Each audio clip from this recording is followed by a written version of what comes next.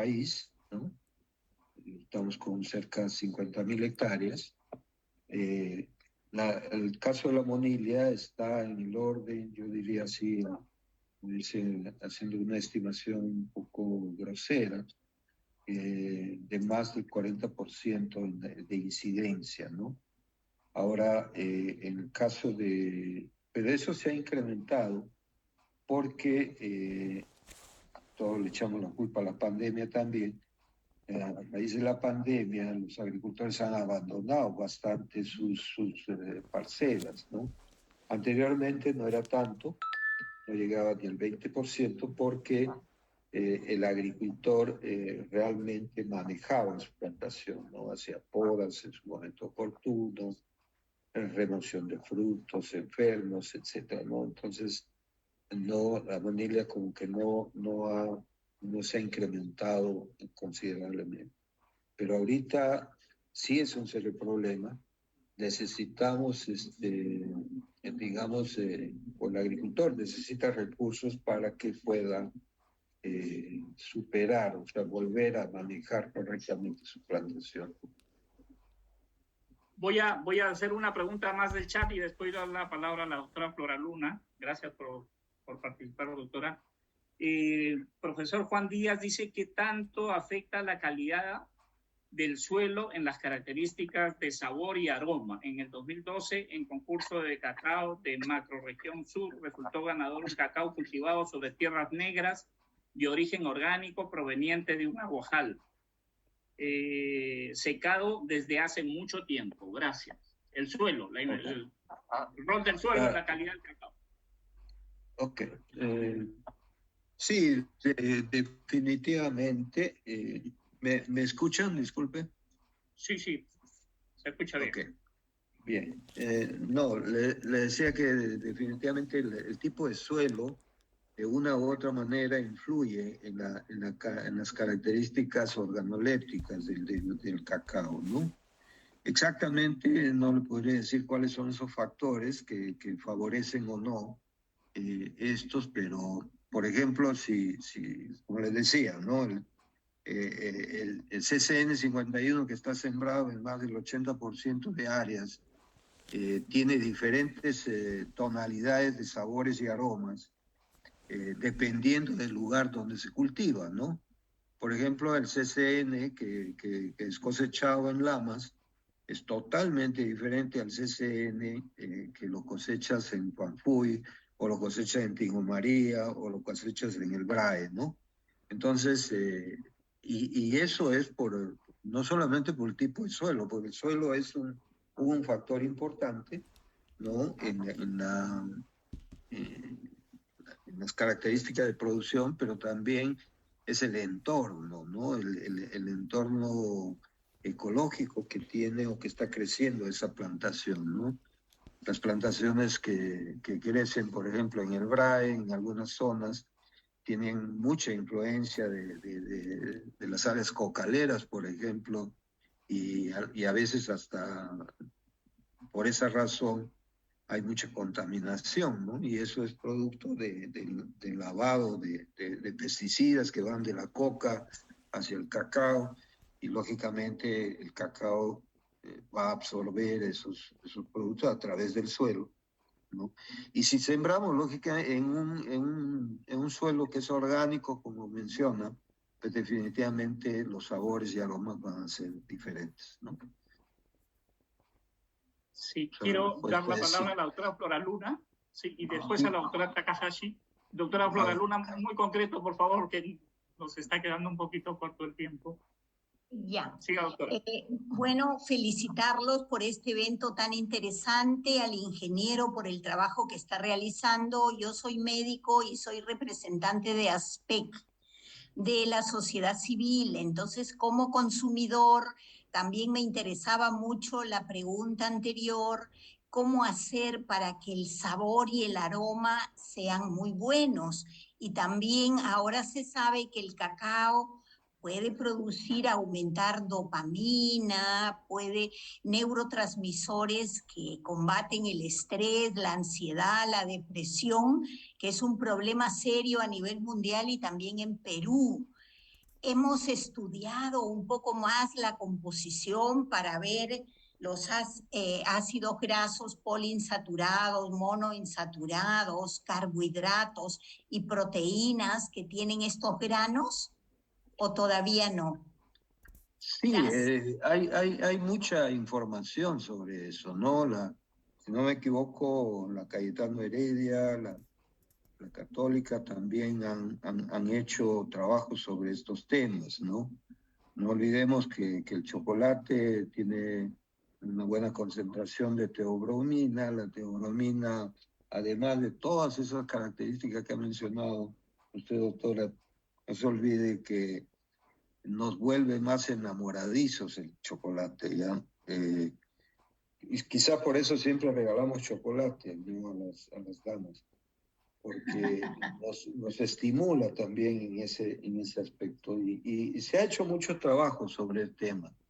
Ahora, estos sabores y estos aromas dependen también del proceso de post cosecha.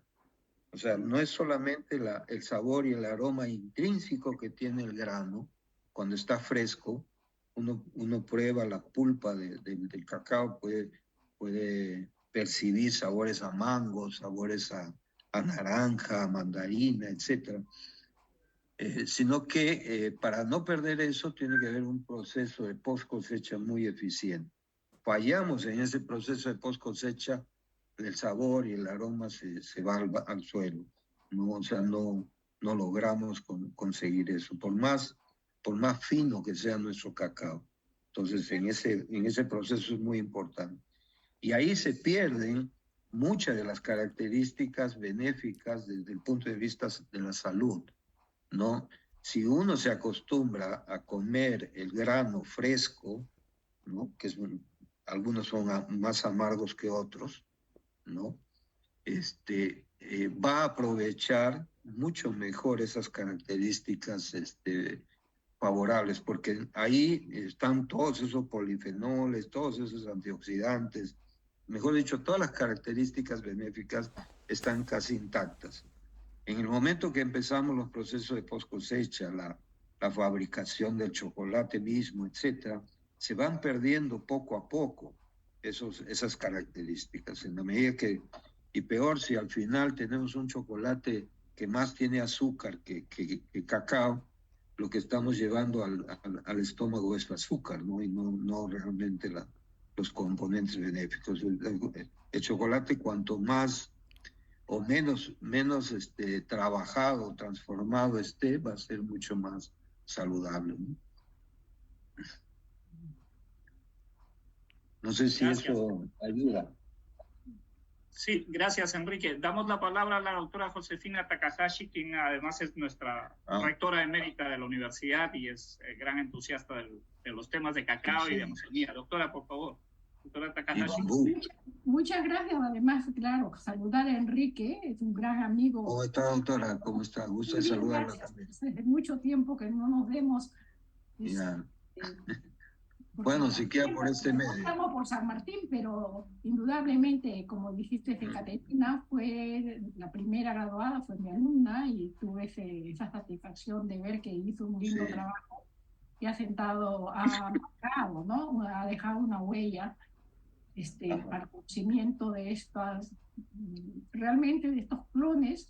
Yo me he quedado impresionada realmente por las comparaciones que has hecho, pero que por la presentación deduzco que sí hicieron todos en San Martín, ¿no es cierto? En el instituto. Sí. Ya. Así es. Sí, creo que la importancia de hacer este tipo de estudios en otras regiones del país es muy importante. Y ahí está mi comentario, ¿no? ¿Por qué razón no se hace más, se difunde más, como lo han dicho anteriormente? Porque muchos proyectos en este momento, tanto en Selva Central hasta el Cusco, etcétera, o Cayali, están trabajando con cacao como el cultivo principal para desarrollar a las comunidades nativas. Pero y casi todos se centran, como dices, en CN 51. Ahora, tú, del análisis que has hecho general, porque has puesto un 60 y tantos % de compatibilidad entre el mismo clon, ¿Qué significaría, por ejemplo, qué diferencias había, qué impacto han ustedes visto que tiene las condiciones climáticas justamente, en que este porcentaje baja o sube? Lo están Bueno, cultivando en diferentes ecosistemas y es lo que a mí me preocupa. exacto. Sí, lo que pasa es que la floración del cacao está ligada o influenciada totalmente con la precipitación. En otras palabras, la cantidad de agua que le llega a la planta, ¿no? En época de sequía prácticamente la floración es nula, ¿no? Por más autocompatible o intercompatible que sea la planta, ¿no? O sea, no produce flores. Entonces no hay material de fecundación ahí. Entonces, importante es eso, ¿no? Cuando hay periodos de sequía, y eso ya nos ha pasado aquí en Tarapoto, cuando hemos evidenciado sequías demasiado prolongadas, por más de 6 meses, entonces el cacao simplemente no ha llegado a tener una floración adecuada y lógicamente eso se traduce en una baja de la productividad. Ahora, por otro lado, fisiológicamente también el cacao por sí mismo, a pesar que hayan condiciones favorables, ¿no? Tiende a tener esos altibajos entre una campaña y otra. A veces 2 campañas buenas, una mala, y otra vez vuelve en la siguiente, como que se recupera y vuelve a producir bien en la siguiente campaña. Eso es lo que, digamos, en condiciones normales sucede en muchas plantaciones, ¿no? Entonces, en el caso del cacao, la floración sobre todo está bastante relacionada con la precipitación, ¿no? Bueno, lo que tú comentas es sumamente importante difundirlo porque estoy segura que muchas comunidades en este momento tienen una expectativa de que a través del cacao van a poder mejorar su condición económica. Pero este año, sobre todo la parte sur del Perú, va a tener sequía y hay que tener mucho cuidado. Ahí es donde, por eso es importante ahorita, digamos, una política de reconversión de copa, le llamo yo, ¿no? O así se le llama, empezar a cambiar las copas de los árboles de cacao que son de un solo clon, por empezar a diversificarlos, empezar a injertar otro tipo de cacaos en esas mismas plantas, de tal manera que a la larga podamos tener una diversidad y no solo un solo clon, ¿no? Ahora, lo que decía al inicio también, que no hice ningún comentario, respecto a que si bien es cierto, hay muchos programas de cacao y casi todos ellos apuntan hacia el CCN 51, porque, como le decía al inicio, ¿no? Es una planta que es precoz y que da resultados inmediatos, pues, o sea, casi inmediatos, no diría inmediatos. Y estos programas pues necesitan demostrar cumplimiento de metas, cumplimiento o logros y esas cosas que no les queda otra cosa que pues apostar por esa planta, ¿no? Lo que no de repente les demoraría un poco más si utilizarían otros genotipos. Y lo otro es la disponibilidad que tenemos de estos genotipos superiores. O sea, son pocas plantas. Por ejemplo, si yo le hablo de un ICT, yo apenas tengo 10 plantas de ese genotipo. Entonces, si yo quisiera multiplicar, propagar, necesito de un programa o de un plan masivo de propagación, ¿no? A través ya sea embriogénesis somática. Ahorita mismo estamos desarrollando un proyecto de semilla sintética para cacao, ¿no? O sea, ir a un paso más allá de la embriogénesis somática, de crearle el cotiledón, de darle, digamos, esa característica para que se pueda conservar mejor ese embrión y tenerlo por mucho más tiempo ahí y llevarlo de un lugar a otro sin ningún problema, ¿no? Y ponerlo a germinar como cualquier semilla. Entonces, estamos en eso, ¿no? Y esas son, digamos, formas masivas de poder propagar estas plantas, ¿no? Con esas características especiales. Bueno, esto es muy interesante. Yo tengo varias preguntas, pero ahí lo dejo. Muchísimas gracias, Enrique, por realmente una muy buena No, de presentación. nada, doctor, cuando quiera.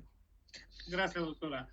Sí, realmente es la preocupación, o sea, lo que viene después de conocer, digamos, este potencial de esta tecnología, de la compatibilidad, lo que viene es un poco la reflexión. El problema de fondo es que no tenemos un sistema de semillas formal y donde el productor consiga las semillas de calidad y con confianza y donde tenga la información de los plantones que busca, ¿no? El sistema es un poco frágil, nuestro sistema de semillas, y como tú dices, tienes 10 plantas de Claro, un buen no material. hay más. Pues, no, si quiero propagarlo más, tengo que hacer Tienes que tener miles. jardines clonales y Claro. propagarlo de otra manera, ¿no?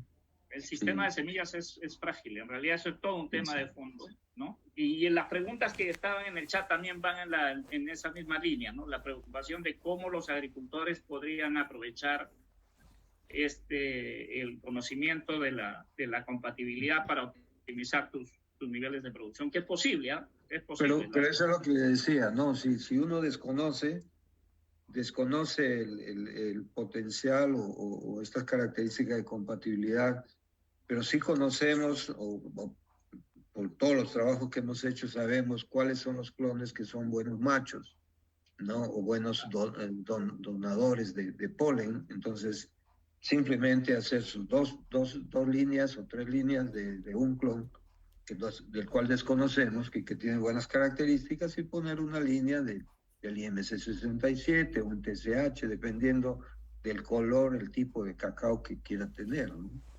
Eso es así, ¿no? De esa manera seguro de que haya una buena interrelación del polinizador, ¿no? De hecho, hay un trabajo silencioso pero importante que habría que poner en valor también por parte de los productores, ¿no? El APP Cacao también anda haciendo jardines clonales, identificando buenos materiales, y tal vez habría que acercar la capacidad, ¿no?, de investigación que tiene instituciones como la que tú diriges, y la academia en general. Tendríamos que acercarnos mucho más a los productores que hacen su propio esfuerzo, ¿no?, por identificar buenos materiales. Sí. Muy bien, creo que nos hemos pasado un poco del tiempo previsto, pero ha valido la pena. Muy valiosas tus reflexiones, tu conocimiento, Enrique. Muchas gracias por... Gracias, Santiago. Gracias, Luis. Gracias a todos por su atención. Doctora Josefina, gusto saludarle por este medio. Por favor, no dejen de llenar la encuesta o la lista de participantes antes de que salgan. No sé si han pasado una encuesta de